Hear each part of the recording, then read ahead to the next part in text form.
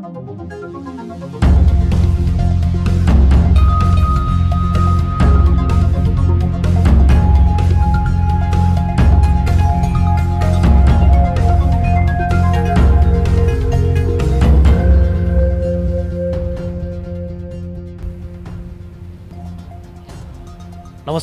यो हो news 24 television prime time न्यूजमा स्वागत छ। आफू सत्ता र बहुमतमा हुँदा समेत कसैलाई नगन्ने प्रवृत्ति एमाले अध्यक्ष केपी शर्मा ओलीले देखाए। आफ्नै वरिपरि र नजिक हुनेहरूको घेराबन्दीमा रमाएका उनले फरक मत राख्नेहरूलाई टिक्नै दिएनन्। तर तिनै औँलामा पनि नगनिएकाहरूकै कारण ओलीले सिंहदरबार छोड्नु पर्यो भने उता दुई प्रदेशमा भएको सरकार पनि पछारियो। यही चोटका कारण रन्थनिएका ओलीले अहिले हतार हतार विपक्षी खेमामा रहेकाहरूलाई मुख्यमन्त्री पद टक्राएका छन्। तर यसरी बाडिएका मुख्यमन्त्रीहरू टिक्ने हुन् वा तासको पत्ता झैं ढल्ने हुन्, छिनोफानो हुन धेरै समय छैन। नेपाली राजनीति नेतृत्वमा पुस्ता हस्तान्तरणको बहस खुबै चल्छ। कहिलेकाहीँ राजनीति गर्नलाई उमेर हदबन्दी राखिने प्रसङ्गहरू पनि निकालिन्छन्। तर अन्त्यमा उही ताल, वर्षौंदेखि पार्टीमा अड्डा जमाएर बसेका र वृद्ध अवस्थामा पुगेकाहरूको रहर अझै पुगेको हुँदैन। यस्तो अवस्थामा अर्को पुस्ताले पार्टीको बागडोर सम्हाल्ने भन्ने एकादेशको कथा जस्तै हुँदै आएको छ। ओली बराबरकै हैसियतमा अध्यक्षको दाबी गर्दा त्यो इच्छा पूरा नभएपछि पार्टी फुटाएको आरोप खेप्दै आएका माधव नेपालले पनि नेतृत्वमा पुस्ता हस्तान्तरणको अर्को पासा फ्याँकेका छन्। यो सँगै corona update, sports, business, international र जिल्ला न्युजहरू पनि आजको बुलेटिनको प्राथमिकतामा छन्। अब प्राइम टाइम न्युजका हेडलाइन्स। 4 दिनदेखि रिले अनसनमा रहेका नेपाली कांग्रेसका जिल्ला सभापतिहरूले अनसन तोडे। माग सम्बोधन गर्न कार्यदल सहमत। 77 जिल्लाका सबै वडामा एकैचोटि अधिवेशन हुनुपर्छ र त्यसको नामले एकैचोटि प्रकाशन हुनुपर्छ। प्रतिक्रियावादीको चङ्गुलमा परेर पार्टी विभाजन गरिएको एमाले अध्यक्ष ओलीको दाबी। ओली आफैले ठगी धन्दा गर्दा कम्युनिस्ट एकता सफल नभएको प्रचण्डको आरोप। घेरेर बसियो बिचरा, उनले प्रधानमन्त्री पड्काए लगो लैता। राजनीतिक दल फुट्दाको प्रत्यक्ष असर। राज्य कोषमा दलको संख्या बढेसँगै व्यवहार थपियो। मासिक लाखौं खर्च बढ्दै। ड्राइभर, गाडी, तेलको खर्च, उहाँहरूलाई तल भत्ता भइहाल्यो। यी सबै कुराले बढी नै खर्च। नेकपा एमाले विभाजनको असर प्रदेश सरकारमा पनि देखिँदै। प्रदेश 1 र बागमती प्रदेशका मुख्यमन्त्रीको पद सङ्कटमा। नेकपा एमालेका कोही पनि सदस्यहरू तलमाथि हुने छैनन्। सबै सदस्यहरूले पार्टीको पक्षमा मतदान गर्नेछ। र कर्जा प्रवाहको तुलनामा निक्षेप सङ्कलन नहुँदा बैंकहरूमा तरलता अभाव। चालु आर्थिक वर्षको सुरुवातसँगै निक्षेप घट्न थाल्यो। यो निक्षेपकर्तालाई अलिकति ब्याज अलिकति बढाएर दिने हो भने। हामी निरन्तर न्युजमा छौं। 4 दिनदेखि रिले अनसनमा रहेका नेपाली कांग्रेसका जिल्ला सभापतिहरूले अनसन तोडेका छन्। आज साँझ बालुवाटारमा बसेको पदाधिकारी र पूर्व पदाधिकारी बैठकले जिल्ला सभापतिहरूको माग सम्बोधन गर्ने निर्णय गरेपछि अनसन तोडिएको हो। बालुवाटार बैठकपछि कृष्ण प्रसाद सिटौला नेतृत्वको कार्यदलका सदस्यहरू रमेश लेखक, मेनेन्द्र रिजाल अनसन तोडाउन सानेपा स्थित केन्द्रीय कार्यालय पुग्नु भएको थियो। कांग्रेस संस्थापन पक्षले मनोमानी ढङ्गले सदस्यता थप गरेको भन्दै नामावली सार्वजनिक गरेर त्यसमा थपघट गर्ने मौका दिनुपर्ने सहित 3 बुँदे माग राखेर पौडेल समूहका जिल्ला सभापतिहरू अनसनमा बसेका थिए। आज उदयपुरका सभापति विदुर बस्नेत, सङ्खुवा सभाका दीपन कुमार श्रेष्ठ र काठमाडौँका कृष्ण सपुज बानिया अनसनमा बस्नु भएको थियो। कार्यदलसँग सहमत भएपछि अनसन तोडिएको काठमाडौँका सभापति बानियाले जानकारी दिनुभएको छ। नेकपा एमालेका अध्यक्ष केपी शर्मा ओलीले प्रतिक्रियावादी र विदेशीको चङ्गुलमा परेर पार्टी विभाजन गरिएको आरोप लगाउनु भएको छ। शनिबार ललितपुरको लोभुमा पार्टीको नगर कमिटी, वडा कमिटी र अखिल नेपाल महिला सङ्घको घोषणा गर्दै ओलीले महासागर जस्तो एमाले पार्टीमा पौडी खेल्ने ठाउँ नभएर केही साथीले खाल्डो खनेको बताउँदै पार्टीको केही नेताहरूले प्रतिक्रियावादी र विदेशीको चङ्गुलमा परेर पार्टी विभाजन गरेको आरोप लगाउनु भएको हो। ओलीले माधव कुमार नेपाल सहितका नेताले अर्को पार्टी गठन गर्दैमा एमालेलाई कुनै फरक नपर्ने स्पष्ट पार्नुभयो। चुनावी तालमेल गराएर एमालेको अत्याधिक मत सहितको ठूलो दल बनाए पनि प्रदेशमा एमाले सरकारलाई गिराएर एमालेलाई कमजोर बनाउने काम भएको उहाँले बताउनुभयो। ओलीले आगामी निर्वाचनमा आफू विरुद्ध भएको षड्यन्त्रको एकमुष्ट जवाफ दिने चेतावनी पनि दिनुभयो। तपाईहरुको गतिलाई सलाम भन्न चाहन्छु, तपाईहरुको विश्वासलाई सलाम भन्न चाहन्छु। तपाईहरु अगाडि बढ्नुहोस्, तपाईहरुको सफलतालाई कसैले रोक्दैन। नेकपा एमालेका नेता तथा युवा संघ इन्चार्ज महेश बस्नेतले एमाले छोडेर माधवको पार्टीमा गएमा राजनैतिक भविष्य सिद्धिने बताउनु भएको छ। नेकपा माओवादी केन्द्रका अध्यक्ष पुष्पकमल दाहालले केपी शर्मा ओली ठगी धन्दा गर्दै आएको आरोप लगाएका छन्। माओवादी केन्द्रको भातृ संगठन वाइसिएलको राष्ट्रिय सम्मेलनलाई सम्बोधन गर्दै अध्यक्ष दाहालले नेपालमा कम्युनिस्टको एकताको प्रयास गरे पनि प्रतिगमनकारी शक्तिका कारण सफल हुन नसकेको उहाँले बताउनुभयो। एमाले अध्यक्ष केपी शर्मा ओलीतिर संकेत गर्दै उहाँले ठगी धन्दा मार्फत पार्टी एकता गरेको आरोप लगाउनुभयो। ओली प्रवृत्तिलाई परास्त गर्न दोस्रो जनयुद्ध सफल भएको उहाँको दाबी थियो। अध्यक्ष पालो पालो, प्रधानमन्त्री पनि पालो पालो भन्नेमा नि सही गरेका छन् भनेपछि त अब त्यहाँभन्दा के चाहियो? हामीले त जे भनेको त्यही हुन्छ भन्ने बुझियो। तर पछि त त्यो त उनी खालि प्रधानमन्त्री प्राप्त गर्नको लागि ठगी धन्दा रहेछ। त्यो त हामीले चाहिँ उनको ठगी धन्दा त्यो अब तमसुकमा सही गरेपछि त भयो भन्ठानियो क्या। हामीले तमसुक हेरेर बसियो, बिचरा उनले प्रधानमन्त्री पड्काए, लगो लै पारे। यस्तै अध्यक्ष दाहालले संविधान, लोकतन्त्र र राष्ट्रियताको रक्षाका लागि अहिलेको 5 दलीय गठबन्धन बनेको बताउनुभयो। अझै पनि प्रतिगमनकारी र प्रतिक्रियावादी शक्तिको खतरा रहेको बताउँदै उहाँले ठूलो मेहनतले बनाएको गठबन्धनलाई देशको परिवर्तन र संविधानको रक्षाको निम्ति सुदृढ गर्नु आवश्यक रहेकोमा जोड दिनुभयो। ढालियो कसले त भन्ने पनि विचारणीय छ नि त। त्यही हामी राष्ट्रप्रति, जनताप्रति, परिवर्तनप्रति, लोकतन्त्रप्रति हामीले गठबन्धन गर्दाखेरि 3टा कुरा मेन भन्यौँ। संविधानको रक्षा, लोकतन्त्रको रक्षा र राष्ट्रियताको रक्षाको निम्ति हो यो गठबन्धन। यो 3टाको रक्षा गर्ने कुराको आवश्यकता रहँदासम्म यो गठबन्धन चलिराख्छ भनेर प्रतिज्ञा गरेका छौँ जनताको अगाडि। बैठकमा बोल्दै अर्थमन्त्री जनार्दन शर्माले उत्पादन र स्वरोजगारलाई जोड दिँदै समाजवादका बाटोमा अघि बढ्नु अहिलेको आवश्यकता रहेको औल्याउनु भयो। निर्माणका लागि, राष्ट्र निर्माणका लागि, उत्पादनको लागि, व्यापार घाटा घटाउनका लागि, भ्रष्टाचार अन्त्य गर्नका लागि, यो प्रतिस्पर्धाकोमा अगाडि बढ्नका लागि पनि म आग्रह गर्न चाहन्छु। र सँगसँगै सबै युवा सङ्गठनहरूलाई, यो नेपालमा विभिन्न राजनैतिक आस्था राख्ने सबै युवा सङ्गठनहरूले एक-एकवटा त्यस्ता उत्पादनका क्षेत्रहरू, परियोजनाहरूको नेतृत्व गर्ने गरी तयार हुनका लागि पनि म यहाँहरूलाई आग्रह गर्न चाहन्छु। उत्पादन, स्वरोजगार र आत्मनिर्भरताका लागि समाजवादको बाटो भन्ने मूल नाराका साथ माओवादी केन्द्रको भातृ संगठन वाइसिएलको प्रथम राष्ट्रिय भेला 2078 सुरु भएको हो। नेकपा एकीकृत समाजवादीका अध्यक्ष माधव कुमार नेपालले एमालेका दोस्रो पुस्ताका नेताहरू आए अध्यक्ष दिने बताउनु भएको छ। शनिबार ललितपुरमा पेशागत महासंघ बागमती प्रदेश समितिद्वारा आयोजित ललितपुर जिल्ला स्तरीय भेला तथा प्रशिक्षण कार्यक्रममा अध्यक्ष नेपालले कलम चिन्ह भएको नेकपा एकीकृत पार्टी र नेकपा लोकतान्त्रिक पार्टी पनि दोस्रो पुस्ताले खोलेको दावी गर्नुभयो। उहाँले यसअघि नयाँ पार्टी खोलौँ भन्ने नेताहरूले नै आफूहरूको पार्टीको विरोध गरेको आरोप लगाउनुभयो। उहाँले अहिले नै कुनै पार्टीसँग एकता नगर्ने र पार्टीको आधार बलियो बनाउने बताउनु भएको छ। अहिले यो हाम्रो नयाँ पार्टी, पुनर्गठित पार्टी नेपाल कम्युनिस्ट पार्टी एकीकृत समाजवादीले अरू कुनै पार्टीसँग तत्काल एकता गर्ने छैन। कसैलाई भ्रममा कोही नपरोन् कि अब यो पार्टी माओवादीमा गएर मिल्छ कि भनेर भ्रम नराखे हुन्छ। अहिले यो पार्टीको आधार बलियो बनाउनेछौँ। अध्यक्ष नेपालले पार्टीलाई केन्द्रदेखि तल्लो तहसम्म बलियो बनाउँदै मुलुकको अग्रगमनको पक्षमा काम गर्ने उल्लेख गर्नुभएको छ। राजनीतिक दलहरू विभाजन हुँदा चर्चा हुने विषय हो। अब राजनीतिक अस्थिरता हुने भयो। दलहरू टुटफुट हुँदा त्यसको असर राजनीतिमा मात्र सीमित रहँदैन, त्यसको प्रत्यक्ष भार राज्यकोषमा समेत पर्छ। एक रिपोर्ट।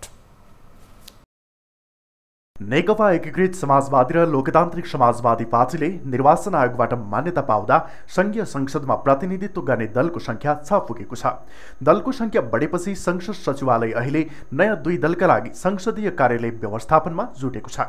दलहरू थपिँदा राज्यकोषमा व्ययभार थपिन्छ, तर दलहरू थपिएपछि त्यसका लागि आवश्यक संसदीय दल, कर्मचारी र कार्यालय सञ्चालन खर्च, सवारी र सवारी चालकको व्यवस्था संसद सचिवालयले गर्नै पर्छ। संघीय संसद सचिवालय अहिले त्यसैको तयारीमा जुटेको छ। सांसदहरूको सेवा सुविधा सम्बन्धी जुन ऐन छ त्यो ऐनले निश्चित पदाधिकारीहरू तोकेको छ। अब उहाँ पदाधिकारीहरूलाई चाहिँ अब राज्य मन्त्री सरह सुविधाहरू त्यहाँ उपलब्ध हुन्छन्। उनीहरूको निजी सचिवालयका कर्मचारीहरू भए, ड्राइभरहरू, गाडीको सुविधा, तल थपिए सँगसँगै ती कुराहरू पनि व्यवस्थापन गर्नुपर्छ। त्यो बाहेक हामीले चाहिँ कोठाहरू, त्यसमा अब फर्निचरहरू व्यवस्था गर्नु पर्यो। उहाँहरूको कार्यालयको चाहिँ स्थापना गरिदिनु पर्ने हुन्छ। त्यसकारण अहिले हामी त्यो काम गरिरहेछौँ। संसदीय दलका नेता, उपनेता र सचेतकका लागि अलग्गै कार्यालय स्थापना हुन्छ भने उनीहरूले राज्यमन्त्री सरह सेवा सुविधा पाउँछन्। संसदीय दलको कार्यालय स्थापना गर्न मात्रै 50 लाख खर्च हुन्छ भने तलब सुविधा बाहेक कार्यालय सञ्चालनमा मात्रै मासिक 5-7 लाख खर्च हुने गर्दछ। संसदीय कार्यालयदेखि प्रमुख सचेतक र कर्मचारीहरूका लागि थप खर्च विनियोजन गर्नुपर्ने हुन्छ। नेता, उपनेता अनि दलको सचेतक भयो होइन, अब उहाँहरूलाई हामीले छुट्टै अफिसहरू व्यवस्थापन गर्ने हुनाले र उहाँहरूको तलब सेवा सुविधा पनि बढी हुन्छ र उहाँहरूले राज्य मन्त्री सरहको सुविधा पाउने हुनाले त्यसमा चाहिँ थप व्यवस्थापन गर्नुपर्ने हुन्छ। ड्राइभर, गाडी, तेलको खर्च, उहाँहरूलाई तलब भत्ता भइहाल्यो। यी सबै कुराले बढी नै खर्च हुन्छ।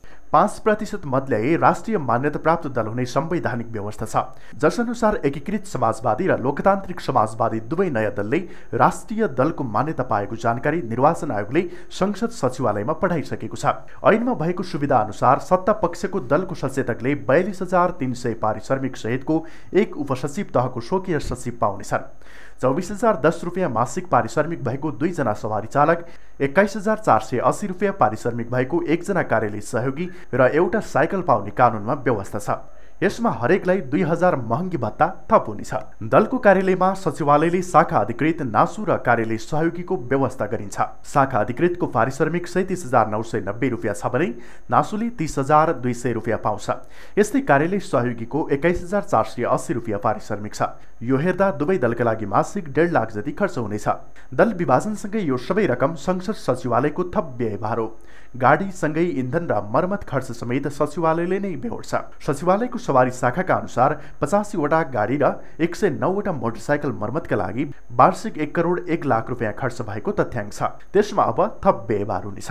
राजनीतिक दल विभाजन हुँदा राज्य कोषमा भार परेको भन्दै दल विभाजन सम्बन्धी कडा व्यवस्था गरिएको थियो, तर अध्यादेश मार्फत सो व्यवस्था खुकुलो बनाइएपछि नयाँ दल थपिने क्रम बढ्ने चिन्ता बढेको छ। त्यसो भएमा राज्य कोषमा थप भार पर्ने नरोकिने पक्का छ। न्युज 24 टेलिभिजनका लागि टिभी जर्नलिस्ट जगन्नाथ दुलालको रिपोर्ट। हामी निरन्तर न्युजमा छौं। हतार एमाले अध्यक्ष केपी शर्मा ओलीले प्रदेश 1 र बागमती प्रदेशमा मुख्यमन्त्री परिवर्तन गरिदिए। अझ रोचक त यो छ कि दुवै प्रदेशमा उनले विगतमा पार्टीभित्र आफ्नो विरोधी समूहमा रहेका नेताहरूलाई मुख्यमन्त्री बनाए।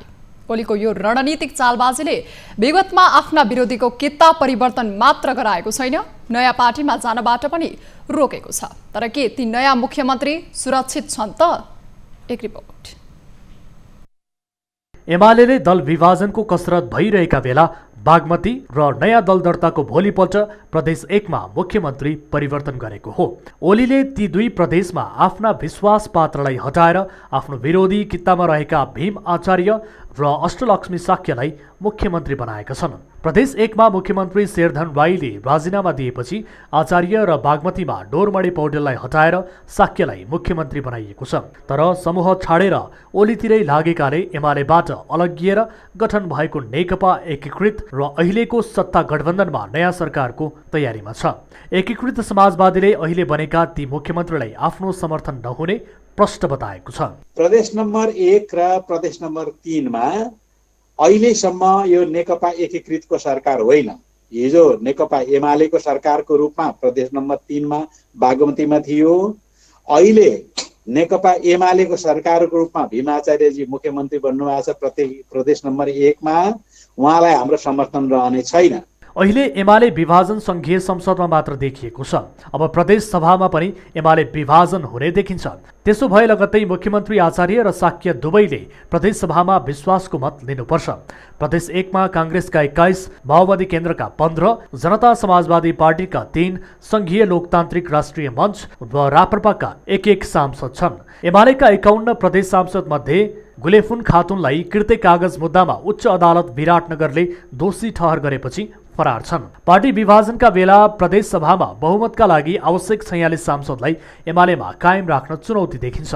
अहिलेको एमालेका 5 सांसद एकीकृत समाजवादीमा जानासाथ आचार्य नेतृत्वको सरकार अल्पमतमा पर्छ। बागमतीमा 2 जनाले मात्र नयाँ दल रोज्दा शाक्यको पद धरापमा पर्छ।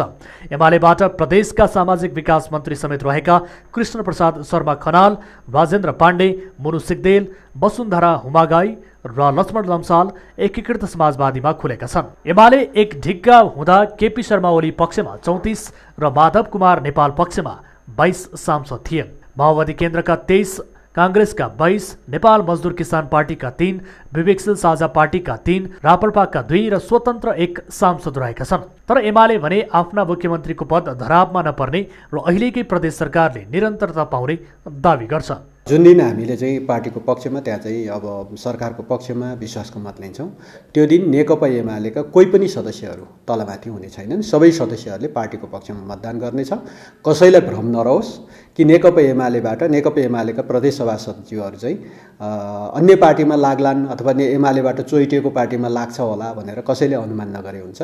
सबै पार्टीका चाहिँ सदस्यहरू, सबै प्रदेश सभा सचिवहरू नेकपा एमालेकै पक्षमा उभिनेछन् र नेकपा एमालेको सरकार बस्नेछ। संविधानको धारा 188(2) मा मुख्यमन्त्रीले प्रतिनिधित्व गर्ने दल विभाजन भए 30 दिनभित्र विश्वासको मतका लागि प्रदेश सभा समक्ष प्रस्ताव राख्नुपर्ने व्यवस्था छ। एमाले केन्द्रमा विभाजन भए पनि प्रदेशमा औपचारिक रूपमा विभाजन हुन बाँकी नै छ। दल विभाजन सम्बन्धी अध्यादेशले दल दर्ता भएको दिनदेखि 21 दिनभित्र प्रदेश र स्थानीय तहका जनप्रतिनिधिलाई दल रोज्न पाउने अधिकार दिएको छ। सो अवधिभित्र प्रदेश सभामा दलहरू विभाजन भइसक्ने हुँदा त्यसको असर प्रदेश सरकारमा पर्ने निश्चित छ। न्युज 24 टेलिभिजनका लागि क्यामेरामा प्रभात थापाका साथमा टिभी जर्नलिस्ट राजन ढकालको रिपोर्ट। 4 महिनादेखि रोकिएको सवारी चालक अनुमति पत्रको ट्रायल भदौ 18 गतेदेखि हुने भएको छ। लाइसेन्सको लिखित तथा प्रयोगात्मक परीक्षा सञ्चालन गर्न यातायात व्यवस्था विभागले देशभरका 21 वटा यातायात कार्यालयलाई पत्राचार गरेको छ। काठमाडौँ उपत्यकामा यही भदौ 18 गते चालक अनुमतिका लागि ट्रायल सुरु हुने र उपत्यका बाहिर 15 दिनपछि हुने विभागले जनाएको छ। पहिलो चरणको लकडाउनका कारण 2076 चैतबाट बन्द भएको ट्रायलको कामलाई विभागले डिजिटल माध्यमबाट फारम भर्न मिल्ने गरी 77 पुस 14 गतेबाट खुलाएको थियो। करिब 4 महिनापछि कोरोना भाइरस न्यूनीकरणका लागि गरिएको दोस्रो चरणको लकडाउनसँगै गत वैशाख 16 गतेबाट लाइसेन्सको काम बन्द भएको थियो। पुसदेखि वैशाखसम्म फारम भरेका झण्डै 6 लाख परीक्षार्थी ट्रायलको प्रतीक्षामा छन्। 6 लाख परीक्षार्थीले ट्रायल दिन कम्तीमा 5 देखि 6 महिना लाग्ने विभागको अनुमान छ। यससँगै अब प्रतीक्षामा रहेका परीक्षार्थीहरूले सम्बन्धित यातायात कार्यालयमा सम्पर्क गरी आफ्नो पालो बुक गर्नुपर्ने हुन्छ। झण्डै 6 लाखको परीक्षा सञ्चालन गर्नुपर्ने अवस्थामा विभागले नयाँ आवेदन भने तत्काल लिने सम्भावना कम देखिन्छ। पुराना परीक्षार्थीको संख्या 6 लाखको हाराहारीमा रहेकोले नयाँ कहिलेबाट खुलाउने भन्ने निश्चित नभएको विभागले जनाएको छ। नेपालमा शनिबार थप 1857 जनामा कोरोना भाइरसको संक्रमण पुष्टि भएको छ। देशभर गरिएको 9409 पीसीआर परीक्षणका क्रममा 1516 जना र 3767 एन्टिजेन परीक्षणको क्रममा 341 जनामा कोरोना पुष्टि भएको स्वास्थ्य मन्त्रालयले जनाएको छ। यो सँगै नेपालमा कोरोना संक्रमितको कुल संख्या 8,40,805 पुगेको छ। त्यस्तै कोरोनाका कारण थप 27 जनाको मृत्यु भएको छ। हालसम्म कोरोनाका कारण 10,690 जनाले ज्यान गुमाएको मन्त्रालयले जनाएको छ। त्यस्तै थप 2,222 संक्रमित निको हुँदा हालसम्म 7,10,452 संक्रमित कोरोना मुक्त भएका छन्। हाल नेपालमा 36,866 सक्रिय संक्रमित आइसोलेसनमा र 346 जना क्वारेन्टिनमा छन्। हालसम्म नेपालमा 38,86,878 वटा पीसीआर र 4,58,461 वटा एन्टिजेन परीक्षण गरिएको स्वास्थ्य मन्त्रालयले जनाएको छ। कर्जा प्रवाहको तुलनामा निक्षेप सङ्कलन नहुँदा बैंकहरूमा तरलता अभाव देखिन थालेको छ। सरकारी सञ्चालन खर्च नआएको, गत आर्थिक वर्षको राजस्व तिर्नुपर्ने लगायतका कारण वाणिज्य बैंकहरूमा निक्षेप अभाव भएको छ, जसका कारण अहिले बैंकहरू निक्षेप सङ्कलन गर्ने होडबाजीमा लागेका छन्। एक रिपोर्ट। नेपाली बजारमा अहिले तरलतामा कमी आएको छ, जसको प्रत्यक्ष प्रभाव वाणिज्य बैंकहरूमा पनि देखा परेको छ। अहिले सरकारले राजस्व सङ्कलन मात्र गरेको तर खर्च नगरेका कारण बजारमा पैसाको कमी भएको हो। सरकारले अहिले वित्तीय हस्तान्तरण गरेको छैन, यसकारण बजारमा पैसाको अभाव हुन थालेको छ भने बैंकहरूमा पनि निक्षेपमा कमी आएको छ। बैंकहरूले रिपो र एसएलएफ मार्फत तरलता व्यवस्थापन गरिरहे पनि अब सरकारी खर्च बढेर बजारमा नआए तरलता अभाव खड्किने बैंकर्सहरूको भनाइ छ। 88 अरबले निक्षेप गर्नु, करिब 64 अरबले कर्जा वृद्धि हुनु र चाहिँ यतातिर राजस्व पनि करिब 1 खरब 5 अरब जति राजस्व चाहिँ सङ्कलन हुनु। यो सबै कुराको देख्दाखेरि बजारमा पैसा चाहिँ अहिले पर्याप्त मात्रामा नभएको अवस्था छ। एक्सेस लिक्विडिटी अहिले चाहिँ पुरै टाइट छ। आर्थिक वर्षको सुरुवाती अवस्थामा बैंकहरूको कर्जा प्रवाह राम्रो थियो, तर त्यही अनुपातमा निक्षेप भने बढ्न सकेको छैन। हाल वाणिज्य बैंकहरूसँग 10 अर्ब मात्र लगानी योग्य निक्षेप छ। अन्तर बैंक सापटी पाउन पनि अहिले गाह्रो भएका कारण बैंकहरूमा निक्षेपको कमी आएको हो। अहिले पैसाको अवस्था सङ्कुचित भए बैंकहरूमा कर्जा प्रवाह गर्न र नाफा कमाउनका लागि भए पनि निक्षेप तानातानको अवस्थामा पुग्ने छ। बैंकले चाहिँ अलिकति प्रतिस्पर्धा गरेर यो निक्षेपकर्तालाई अलिकति ब्याज अलिकति बढाएर दिने हो भने औपचारिक क्षेत्रमा यो वित्तीय स्रोतको चाहिँ परिचालन भएर यसमा सन्तुलन ल्याउने काम हुन्छ। अब थुप्रा बैंक तथा वित्तीय संस्थाहरू छन्, प्रतिस्पर्धा त हुनु पर्यो। प्रतिस्पर्धा केमा हुने भने ब्याज दरमा। त्यसैले यसले वित्तीय क्षेत्रमा चाहिँ सन्तुलन ल्याउन यस प्रकारको प्रतिस्पर्धाले राम्रै गर्छ। तरलता अभावका कारण परेको निक्षेपको चाप बैंकहरूमा परेको छ। सरकारी बैंक तथा अन्य स्रोतहरूबाट पैसा भित्रिए मात्रै बजारमा तरलतामा सुधार आउने देखिन्छ। बैंकहरूमा कर्जा वृद्धि 65 अर्बले भए पनि निक्षेपको भाग 88 अर्बले घटेको छ। यसरी नै पैसाको सङ्कुचित अवस्था केही समयसम्म रहिरहे बैंकहरूका बीचमा नै निक्षेप तानातान हुने पक्का छ। न्युज 24 टेलिभिजनका लागि टिभी जर्नालिस्ट खगेश्वरी कार्कीको रिपोर्ट। न्युजहरू अझै बाँकी नै छन्। अब समय हो लाइफ बोय हात धुने ब्रेकको।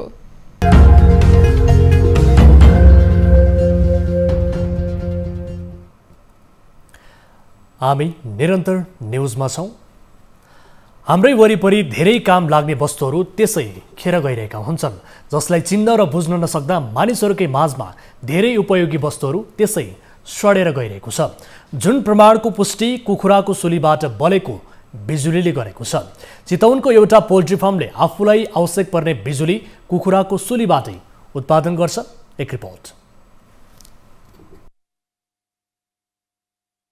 चितवनको खैरहनी नगरपालिका 1 ज्यामिरेमा रहेको Annapurna poultry builders farm private लिमिटेडले नेपालमै पहिलो पटक कुखुराको सुलीबाट 62 केभीए बिजुली निकालेको छ, जसबाट उक्त पोल्ट्री फार्मले आफ्नै 2,15,000 कुखुरा रहेको फार्मका लागि 1 लाख बराबरको बिजुली निकालेर प्रयोग गरिरहेको छ। उक्त पोल्ट्री फार्मका सञ्चालक अर्जुन अरियालका अनुसार ऊर्जा विकास केन्द्रको सहयोगमा तयार पारिएको प्रपोजल पेश गरी विश्व बैंकको 54 लाख रुपैयाँ अनुदान र बाँकी आफ्नै गरी जम्मा करिब 1 करोड 65 लाखको लगानीमा विद्युत उत्पादन गरिएको हो। 500 घनमिटरको डोम बनाई त्यसबाट मिथेन ग्यासलाई निकालेर बेलुनमा भरी कन्भर्टरबाट जेनेरेटरमा पठाएर 62 केभीए बराबरको बिजुली उत्पादन भइरहेको हो। 15 वर्ष अघि व्यवसाय सुरु गर्दा सुलीबाट बिजुली निस्कन्छ भन्दा कसैले नपत्याएको अनुभव सुनाउँछन्। त्यो बेलुन मार्फतबाट अनि त्यो कन्भर्टरमा जान्छ त्यो के अरे ग्यास, अनि त्यो कन्भर्टर मार्फतबाट अनि त्यो कन्भर्टरले कन्भर्ट गरेर त्यसमा भएका खराबीहरू जस्तो डिसल्भर अनि डिमोइस्चरलाई कन्भर्ट गरेर अनि जेनेरेटरलाई दिन्छ। अनि त्यो जेनेरेटरले चाहिँ तपाईँको त्यसैलाई कम्बसन गरेर अब पेट्रोल र डिजेलबाट चाहिँ चल्थ्यो भने अब त्यो ग्यासबाट त्यो जेनेरेटर चल्छ। त्यो जेनेरेटरको टर्बाइन चलेपछि त्यहाँबाट बिजुली उत्पादन हुन्छ। अहिले हरेक दिन 6 घण्टा जति सुलीको प्रयोगबाट बिजुली निस्कन्छ। अबका दिनमा 2000 घनमिटरको डोम बनाई 250 केभीए बिजुली उत्पादन गर्ने उनको योजना छ। हाम्रोमा कहावत छ 4 मा मोर भन्ने, तर 4 लाई मोरमा कन्भर्ट गर्न नसकेको अवस्था छ र मेरो बिजनेस चाहिँ नि कम्प्लिटली लेयर्स फार्म भएको हुनाले त्यसबाट निस्केको अन्डा बेचेर त्यो अन्डाबाट चाहिँ यो यसको आम्दानी जेनेरेट हुन्छ र अनि त्यसपछि यो प्रोजेक्ट सञ्चालन हुन्छ। तर त्यसको सुलीबाट पनि हामीले पैसा लियौँ भने त बाइ प्रोडक्टबाट पैसा जुन आउँछ त्यो त 100% तपाईँको प्रफिट हुन्छ। सुलीलाई सबैले दुर्गन्धको रूपमा व्याख्या गरिरहँदा फोहोरबाट मोहर पनि बन्ने र सुलीको गन्ध पनि हराउने भएकाले यो प्रयोग निकै उपयोगी हुन सक्छ। न्युज 24 टेलिभिजनका लागि चितवनबाट शरद आचार्यका साथमा टिभी जर्नलिस्ट महेश पाण्डेको रिपोर्ट। ढुङ्गा गिट्टी तथा बालुवा उत्खननको राजस्व कसले उठाउने भन्ने विवाद हुँदा राजस्व हिनामिना भएको छ। ढुङ्गा गिट्टी बालुवा उत्खनन बापत उठ्ने राजस्वमा स्थानीय तह र प्रदेश सरकार बीच विवाद हुँदा राजस्व हिनामिना भएको महालेखा परीक्षकको प्रतिवेदनमा उल्लेख गरिएको छ। एक रिपोर्ट। विभिन्न प्रदेश तथा स्थानीय तहमा रहेका प्राकृतिक स्रोतको उत्खननको स्पष्ट मापदण्ड नभएका कारण पनि ढुङ्गा गिटी तथा बालुवा उत्खननबाट उठाइने राजस्व हिनामिना भएको पाइएको छ। ढुङ्गा गिटी तथा बालुवा लगायतका प्राकृतिक स्रोतको उत्खननको लागि कानुन विपरीत ठेक्का लगाउँदा स्थानीय तहले कम राजस्व उठाएका छन् भने ठेक्कापट्टामा संलग्न ठेकेदार तथा निजी कम्पनीहरूले बढी नाफा कमाएको महालेखा परीक्षकको प्रतिवेदनले उल्लेख गरेको छ। खोला नाला तथा प्राकृतिक स्रोत भएका स्थानीय तह हचुवाका भरमा ठेक्का लगाउने गर्दा राजस्वमा हिनामिना भएको पाइएको छ। स्थानीय तहले आफ्नो क्षेत्रमा रहेका खानी तथा उत्खनन केन्द्र वा प्रदेशलाई नदिएर स्थानीय तहलाई दिँदा राजस्व असुलीमा समस्या हुने तर्क विज्ञहरूको छ। प्राकृतिक स्रोतबाट उठ्ने रोयल्टी स्थानीय पालिकाले उठाउनु पर्ने तर्क छ। पालिकाहरूले नजिकबाट यसलाई अनुगमन गरेर आफ्नो आम जनताको र विकास निर्माणको कामको यो निर्माण सामग्रीहरू कति माग छ, कति आपूर्ति छ, त्यसलाई कसरी व्यवस्थापन गर्ने भएर स्थानीय तह, प्रदेश सरकार र सङ्घीय सरकार तीनटै सरकारले यसलाई समन्वय गरेर यसमा चाहिँ सरकारका वैज्ञानिकहरू प्राविधिकहरूको राय परामर्श लिएर गहन अनुगमन मूल्याङ्कन गरेर प्राकृतिक स्रोत साधनको उपयोग गर्नुपर्छ। प्राकृतिक स्रोत उत्खनन बापत प्राप्त हुने राजस्व तथा करमा प्रदेश र स्थानीय सरकारबीच आपसमा विवाद हुँदा देशभरका विभिन्न नगरपालिका तथा प्रदेश सरकारबीच विवाद हुँदा लक्ष्य अनुरूप राजस्व असुली हुन सकेन। कतिपय पालिकाहरूले भने जथाभावी तरिकाले खानी सञ्चालन गर्न दिँदा समस्या आएको हो। निश्चित मापदण्ड नहुँदा राजस्व सङ्कलनमा प्रदेश र स्थानीय तहबीच विवाद हुने गरेको छ। नेपाल सरकारले ढुङ्गा गिटी बालुवा उत्खनन बिक्री तथा व्यवस्थापन सम्बन्धी मापदण्ड ल्याएको छ। त्यो मापदण्डले फेरि तपाईँको ढुङ्गा गिटी बालुवाबाट सङ्कलन भएको राजस्वलाई प्रदेश सरकार र स्थानीय सरकारको बिचमा बाँडफाँड गर्नुपर्छ भनेर भनेको छ। त्यसकारणले यो कानुन र मापदण्डको बिचमा यो बाजिएको कारणले गर्दाखेरि त्यसको सङ्कलन गर्ने, बिक्री गर्ने र त्यसको राजस्व सेयरिङ गर्ने विषयवस्तु चाहिँ अहिले चाहिँ प्रदेश र स्थानीय सरकारको बीचमा विवादको विषय बनेको छ। स्थानीय तह र पालिकाहरूको राजस्व तथा करको महत्त्वपूर्ण स्रोतका रूपमा रहेको प्राकृतिक स्रोत तथा सम्पदा सम्बन्धी स्पष्ट मापदण्ड नहुँदा प्राकृतिक स्रोतको उत्खननबाट प्राप्त हुने राजस्वको हिनामिना भएको छ। स्पष्ट मापदण्ड बनाएर प्राकृतिक स्रोत साधनको उचित व्यवस्थापन गर्ने हो भने राज्य कोषमा योगदान पुग्नेछ भने त्यसो गर्न नसक्दा प्राकृतिक स्रोतमाथि बिचौलियाहरूको दोहन कायमै हुनेछ। न्युज 24 टेलिभिजनका लागि टिभी जर्नलिस्ट नवराज चालिसेको रिपोर्ट। हामी निरन्तर न्युजमा छौं। आफ्नै खेतको उब्जनीले परिवारको गुजारा चलाउँदै आएका झापा मेचीनगर 15 का दर्जन बढी किसानहरू जनप्रतिनिधिको निजी स्वार्थ र बेवास्ताका कारण अहिले आफ्नो परिवारको गुजारा चलाउन नसक्ने अवस्थामा पुगेका छन्। खेतीपाती गरेर जीविकोपार्जन गरिरहेका मेचीनगर 15 स्थित न्यू ज्यामिरगढी क्षेत्रका किसानलाई अहिले खेतीयोग्य जमिन स्थानीय लिन्दा खोलाले कटान गरेपछि परिवार पाल्न समस्यामा परेका हुन्। एक रिपोर्ट। खोला नियन्त्रणका लागि तटबन्ध गरिदिन पटक पटक स्थानीय सरकारसँग जानकारी गराउँदा पनि बाँध निर्माणका लागि सहयोग नपाएको स्थानीयको गुनासो छ। यस क्षेत्रमा तटबन्ध निर्माण गर्न मेचीनगर नगरपालिकाले 8 लाख बजेट छुट्याएको भनेर जानकारी पाएका किसान अहिले बजेटको सन्दर्भमा अनभिज्ञ झैं छन्। ओडाका जनप्रतिनिधिले आफ्नो निजी स्वार्थका कारण आफ्नो खेत र जमिनपट्टि पर्ने क्षेत्रमा तटबन्ध बनाएको तर अन्य भागमा त्यसै छाडेपछि आफूहरू समस्यामा परेको स्थानीयवासीको आरोप छ। फोहोर पनि हामीले एउटा चाहिँ त्यहाँ लगेर चाहिँ के गर्यौँ भने यस्तै भ्याकु लगेर रोकथामको व्यवस्था गरेर त्यहाँ एउटा तटबन्धनको पनि व्यवस्था परेको थियो भनेर हामीले एउटा माथि रेकर्डसम्म लगेर पुर्याएको हामीले नै हो। तर जनप्रतिनिधिहरूले त्यो कहाँ पुर्याए के भयो अहिलेसम्म खोलो यतै आएर हाम्रो सत्यनाश गरेर बसोबासै उठाउन आँट्यो। त्यहाँबाट जग्गा लगेपछि त सबै लगेको लगै हुन्छ। अब यता केही गर्न सकिएन अब उता उनीहरूले गरो अब हाम्रोतिर त केही गरेको छैन। अविरल वर्षाका कारण निन्दा खोलामा पानीको बहाव बढेको छ। खोलाको पूर्वपट्टि बाँध बाँधेका कारण बाढीले आफ्नो धार परिवर्तन गर्दा पश्चिमतर्फको 4-5 बिघा जग्गा खोलामा परिणत भएको छ भने 15-20 बिघा खेतीयोग्य नम्बरी जग्गा खोलाको बगरमा परिणत हुने खतरा छ।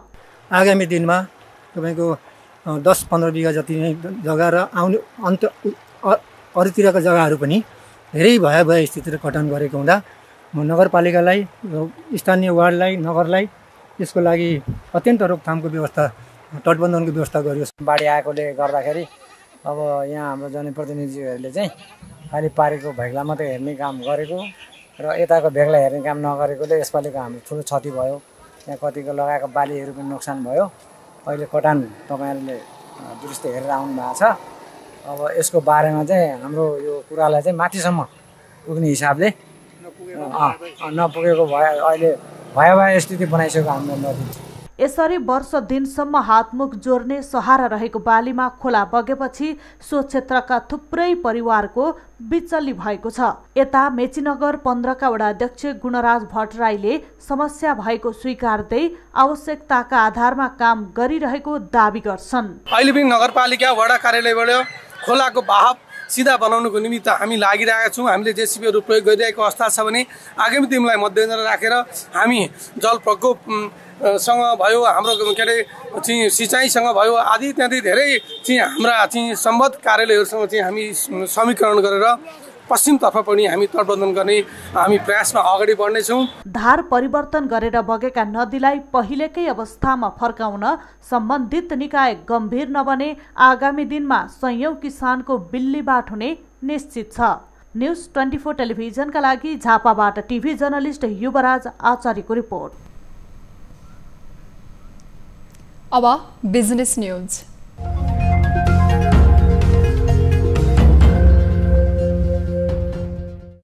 यो साता 3 कारोबार दिनमा 41 अर्ब 63 करोड 85 लाख 46 हजार रुपैयाँ बराबरको 6 करोड 66 लाख 6,479 किता सेयर कारोबार भएको छ। यो साता 3 दिन मात्र सेयर कारोबार भएको हो। साताको 5 कारोबार दिन मात्र सञ्चालन हुने सेयर बजार आइतबार र सोमबार सार्वजनिक बिदा परेकाले बन्द रहेको थियो। 3 दिन मात्र बजार खुलेकाले गत साता भन्दा कारोबार रकम घटेको छ। गत साता 5 कारोबार दिनमा 97 अर्ब 59 करोड 61 लाख 37 हजार भन्दा बढी रुपैयाँको 16 करोड 22 लाख 4,380 किता सेयर कारोबार भएको थियो। यो साता 3 कारोबार दिनमा नेप्से परिसूचक 2.73% अर्थात् 86.73 अङ्कले घटेको छ। गत साताको अन्तिम कारोबार दिन 3180.78 बिन्दुमा रहेको नेप्से परिसूचक यो साता 3094.05 बिन्दुमा झरेको हो।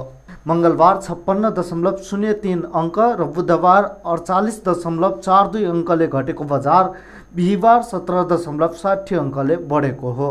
नेप्से परिसूचकसँगै यो साता सेन्सेटिभ इन्डेक्स पनि 18.76 अङ्कमा झरेको छ। गत साता 590.15 बिन्दुमा रहेको सेन्सेटिभ इन्डेक्स 571.39 बिन्दुमा झरेको हो। यो साता लगानीकर्ताहरूले 1 खर्ब 20 अर्ब 17 करोड 80 लाख 46 हजार बराबरको सम्पत्ति गुमाएका छन्। गत साता 44 खर्ब 43 अर्ब 18 करोड 79 हजार रहेको कुल बजार पुँजीकरण यो साता 43 खर्ब 23 अर्ब 20 लाख 33 हजार कायम भएको छ। यो साता वित्त समूहको परिसूचक मात्र बढेको छ भने बाँकी समूहको घटेको छ। यो साता लगानी समूहको परिसूचक सर्वाधिक 6.40% घटेको हो।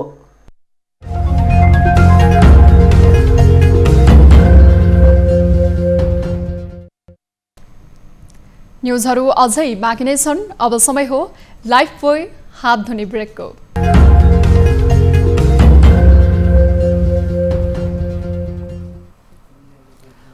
हामी निरन्तर न्युजमा छौँ। अब स्पोर्ट्स न्युज।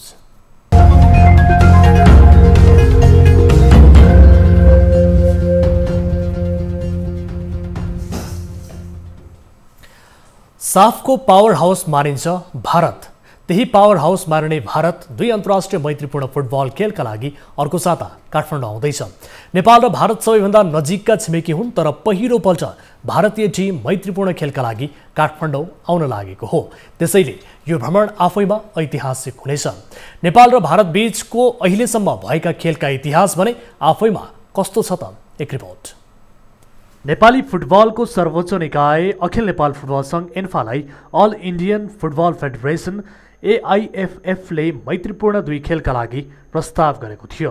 त्यो प्रस्ताव नेपालले स्वीकार गरेसँगै 17 र 20 भदौमा 10 प्रत रङ्गशालामा नेपाल र भारत बीच ऐतिहासिक मैत्रीपूर्ण खेल हुँदैछ।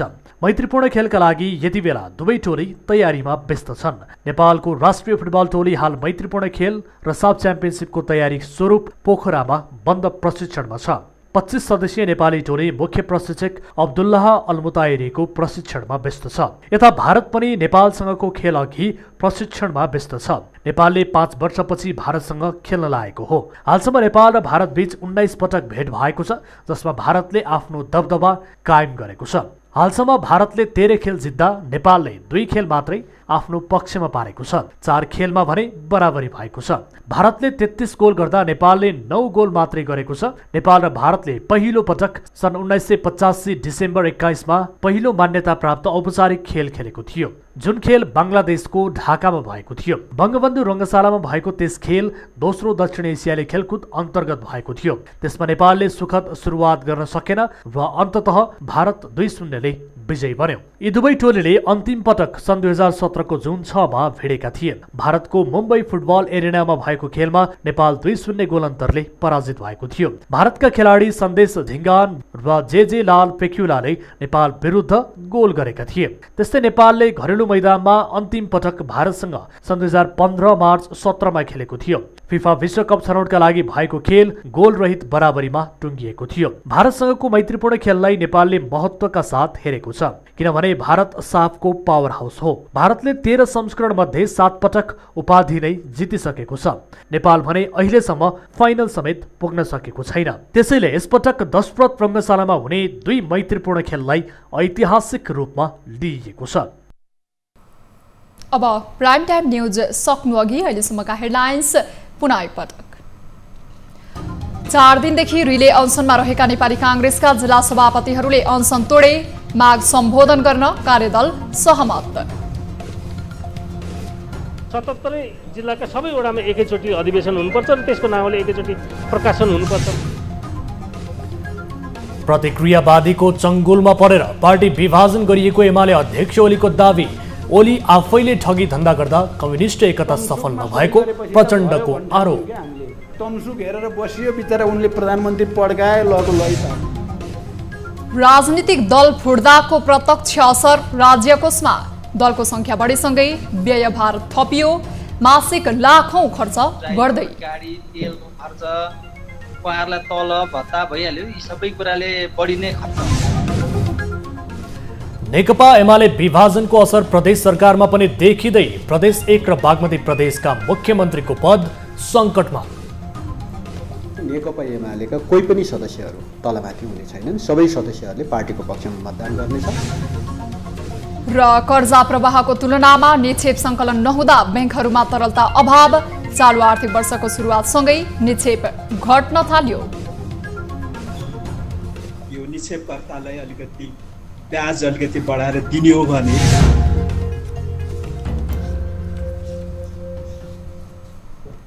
प्राइम टाइम न्युज अहिलेलाई यति नै।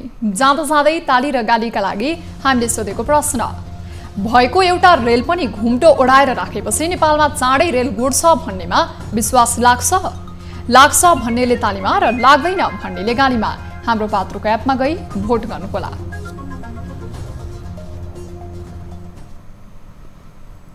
थप न्युजका लागि हाम्रो वेबसाइट www.news24nepal.com हेर्नुहोला। साथै हामीलाई फेसबुक, ट्विटर र युट्युबमा पनि फलो गर्न सक्नुहुनेछ। यस्तै मोबाइल, इमेल र भाइबरबाट न्युज 24 को हेल्प डेस्कमा केही समस्या र गुनासा छन् भने सम्पर्क गर्न सक्नुहुनेछ। हामी निरन्तर न्युजमा छौं। नमस्ते।